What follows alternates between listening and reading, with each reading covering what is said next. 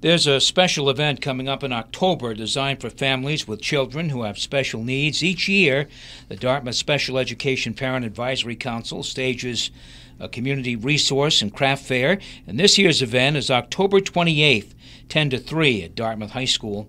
Kathleen Amaral chairs the Parents Advisory Council and is here to talk with us about this year's event. She's also a member of the Dartmouth School Committee. Welcome, Kathleen. Thank you. And welcome to all our guests. We'll identify them. To the far right of the screen, co-organizer is Marianne Santos, who is with us. Thank you very much, Marianne. And to the far left of the screen is Elizabeth Townsend. She is the Pupil Support Services Administrator for the Dartmouth school system. Welcome to all of you. Thank you. All right. So first we'll start with Kathleen. Kind of give us an overview. Kathleen, what's the purpose of the Resource and Craft Fair? The purpose of the fair has always been a way to get information out to our community to help those families in need. And there's a lot of information that's going to be passed out that day. I understand there are 125 organizations participating. That's a number that I saw somewhere. It's more like than 146. All right, very good. So let's go to Marianne for just a second here. Marianne, what are some of the organizations? They have a kind of I don't want them all. No. We have a wide variety of organizations. They're not just town organizations, and they're not just for the disabled. The town will be there representing our youth advocate, our VA benefits gentleman will be there, Board of Health, along with some of the community resources of, for the Y of Dartmouth. They'll have a representative. They also will be having Tommy's Voice and the visiting nurses and visiting rehab centers. So that's just a very small sampling of the number of groups that are there. But the purpose of this event is to get information to people looking for information. Now, primarily special needs, but also a lot of other things as well.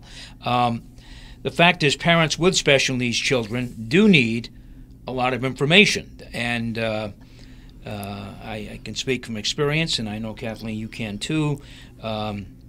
Once your child is born, there is a period of time where, I won't say helpless, but there's a feeling there of, gee, what do we do? Where do I go? Who do I turn to for help? Those kinds of feelings. I think I'm a parent of a special needs child, and you are as well. That's all very real, isn't it? Oh, absolutely. There's certainly an element of not knowing where to even start. And so, and oftentimes those parents that need information the most are least likely, because of the nature of the complexity of their home lives due to the nature of their child's disability, are the ones that may be the last in line to ask for help, which is where this event comes into play, where there are other things to entice them to arrive at the door. So there's going to be people there with information on October 28th at Dartmouth High School from 10 to 3 on anything from equipment that you might need in your home, special counseling, tutoring, and there's also going to be Elizabeth Townsend, and she is going to be there to talk about what the school district does to help all students, but students' special needs as well. Why don't you go ahead and tell us about that, Elizabeth, what your role is? Sure. So my role, I work closely with the CPAC in planning and organizing the event, although they do a bulk of the work in really reaching out to these organizations and gathering the resources. But on the day of the event, I'm really there as a point person on behalf of the school department. I'm there from setup to clean up. So if people do have questions, they can come see me. We do carve out a table and a space that's representative of the Dartmouth Public Schools. If people should have questions, they can come and speak to me there. I will check in with other resources and make sure that everything is running smoothly. And like I said, I'm just there to assist anyone. And many of the again, it's a big community event. We want folks from all over the state to be there and visiting. So many times families who come to speak with me are not Dartmouth residents, but really have just general questions and are looking for some guidance. So I'm there to answer those as well to the extent that I can. That's an important factor. This is not just a Dartmouth-only event. No. This is an attempt to help parents from all over the South Coast and even further away to kind of come in if you have some questions, because these problems are not just Dartmouth problems, they're universal. Mm-hmm. They're universal. They're in every community, every town, every city, and this is a way to reach out and help. So what else is going on there? I understand one year I went, there was some goodies there, mm-hmm. and that was very nice. And I read something about a blood drive. Is that happening, Mary Ann? Yes, the blood drive will run all day from 10 to 3. It's being held in the cafeteria, and the American Red Cross is going to be manning that. We have, I don't know how many volunteers that have signed up already to help us with that. They'll be there to register the people. You can also register online. And it's just a great thing to add to the fair itself. We've always tried to just put resources together and try to get people out to see what's out there, and invited everybody, like you said, the whole community, New Bedford, Fairhaven, Fall River, Westport, anyone that wants to come. We also will have our basketball team again playing. Our unified basketball team will be there. I want to ask you about that just a little later, but I'm sorry. I'm very happy to hear that. I want to talk to you about that in length. So, what about attendance in the past? How many folks are you expecting this time around? Last year we clicked in about 700 to 800, but it was an absolutely gorgeous day. People wanted to be outside instead of inside. But the year before that was over 1,000 people that came through the door. And with, all the resources, you never know what's going to hit for you. It might be your neighbor that might need that, your son, your daughter, your granddaughter, niece, nephew, and it's something that you don't know you need it until you see it's in front of you and say, oh, hey, wait a minute, so-and-so might need that. Yeah. And I mean, that's so very true. That is so very true. People, they just can't think of everything, and sometimes when you walk through and see some of the services that might be available for you or your loved one, there's a chance that you can make a real connection there and get some real help. You're listening to Townsquare Sunday. I'm Jim Phillips. My guest, Kathleen Amaral of the Dartmouth Special Education Parents Advisory Council, also a member of the Dartmouth School Committee. Elizabeth Townsend is the Pupil Support Services Administrator for the Dartmouth Public School System.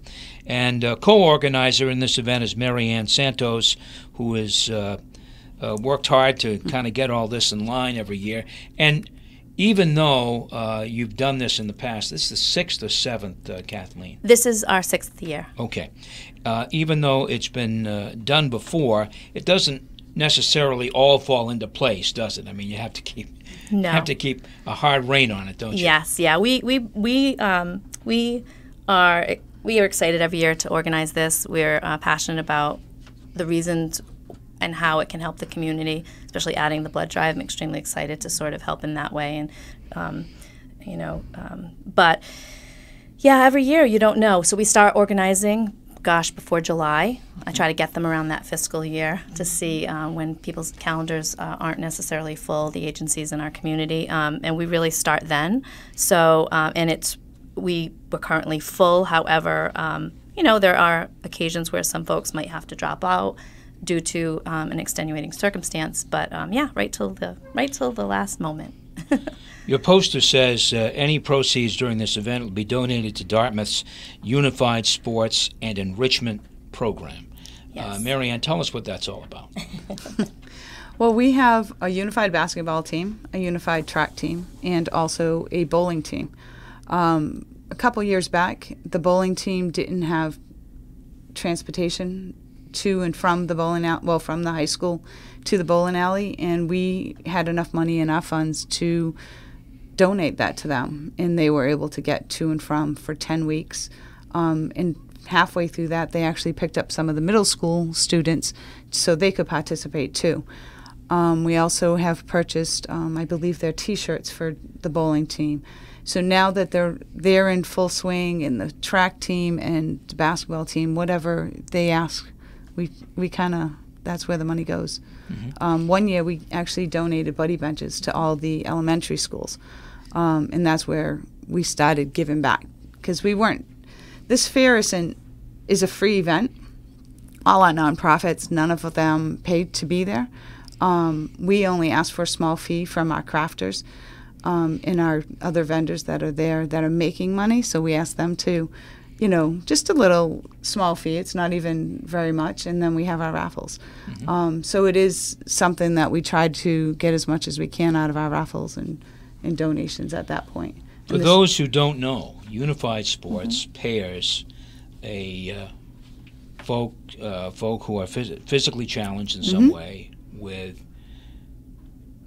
other folks who have no challenges. I think we all have challenges in one way or another, but no physical challenges. And clearly it has been really beneficial to those who participated. Mm-hmm. Not only the disabled person, mm-hmm.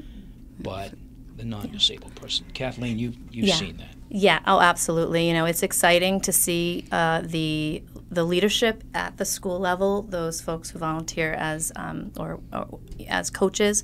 This year, the basketball team had too many students, so they have 2 teams, which is exciting, to see that the feeling of community and inclusion being inspired by the leaders and the students really taking it on and supporting their fellow classmates. It's very encouraging.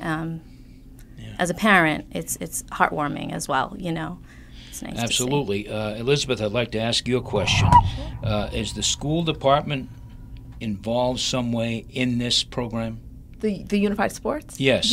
Yes, absolutely. So one of the things I wanted to mention, really at the forefront of Unified Athletics in this area, Dartmouth has really taken a leadership role. Many school districts who are looking to start their own unified teams because they don't have any at all will call us in Dartmouth or call our coaches, our principals to inquire how they can get things up and running. One of our teachers at Dartmouth High School, Mr. John Bro, was actually recognized statewide as a unified coach for all of his work. So we are very involved. We're present there, obviously helping out if in any way possible. But it is through the hard work of the staff who are serving as coaches, who are almost always teachers within the district. So they're volunteering their time and their hard work. Some of them are teacher assistants, but all of them are employees that are really guiding these students. Very good. There's also, as part of this event, there's a crafts fair that people love to browse the crafts fairs. It's an amazing thing. Marianne, you're part of that, involved with that. Yes. It's not hard when you say we're going to have 1,000 people there. It's not hard to get crafters, I bet. We actually we are full at this point. Yeah. I have a waiting list of at least 20 to 25 crafters that want to be a part of it. Mm-hmm. I was just looking at it earlier today with my daughter. We have 75% of our crafters are crafters, not all the direct sales companies that come in with a craft fair, which would be, your Pampered Chef and Tastefully Simple and all that. These are pure crafters. These are people that are local. The people we have are mainly from Dartmouth or from the surrounding area.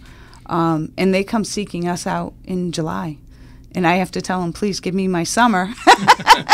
But it is, we are full, and I think, we have 1 or 2 stragglers that if we can fit them in, we'll fit them in. Some of our crafters are actually disabled themselves and have gone through some of the programs that we are offering.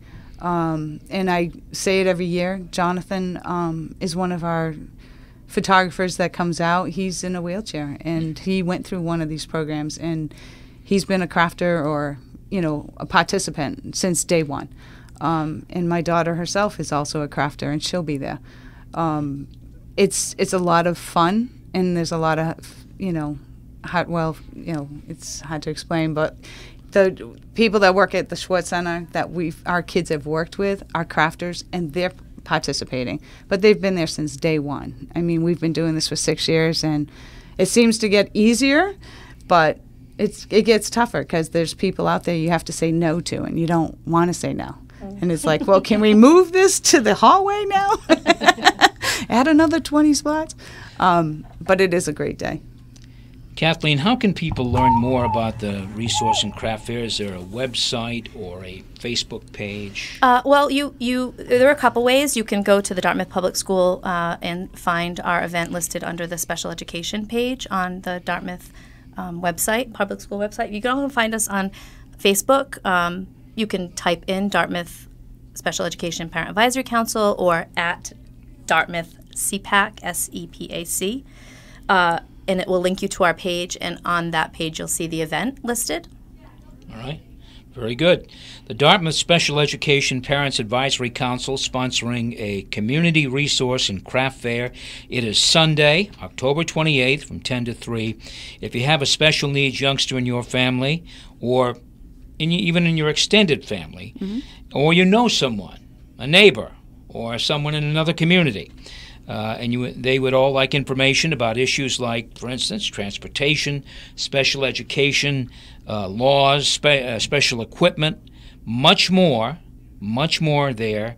The Resource and Craft Fair is really for you. And again, there'll be a lot of folks there with a lot of information ready to help. Anything else you want to add?